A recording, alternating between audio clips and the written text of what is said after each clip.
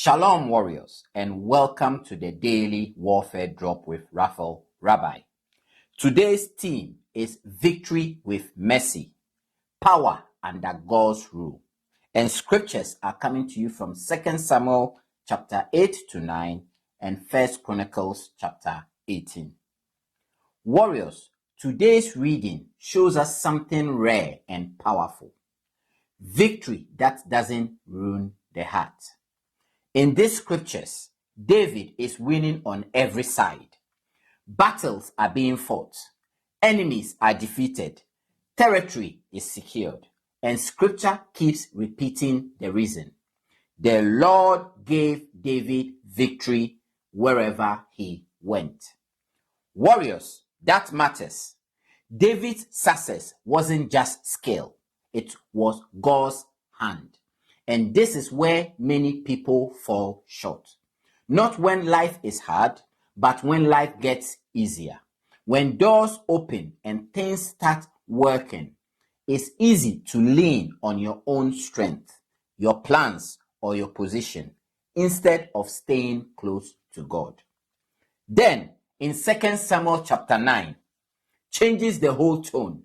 David stops in the middle of victory and asks, "Is there anyone left of Saul's house that I may show kindness for Jonathan's sake?"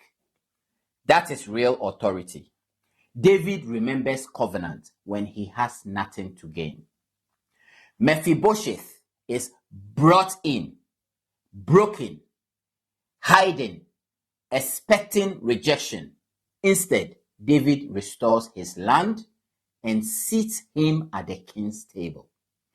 Warriors, this is the heart of God. True power lifts people up. It doesn't shame them. And this is how God deals with the repentant.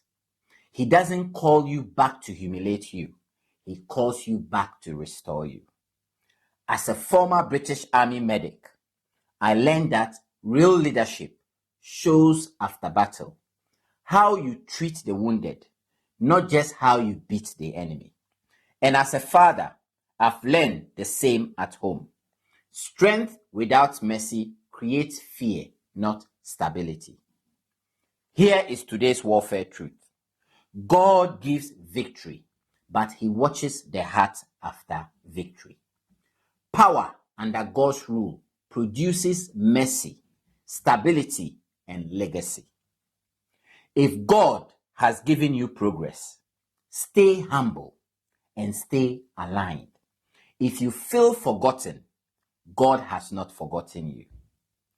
My fellow warriors, let victory keep you grounded and let mercy keep you strong. We shall meet on the battlefield tomorrow. Shalom.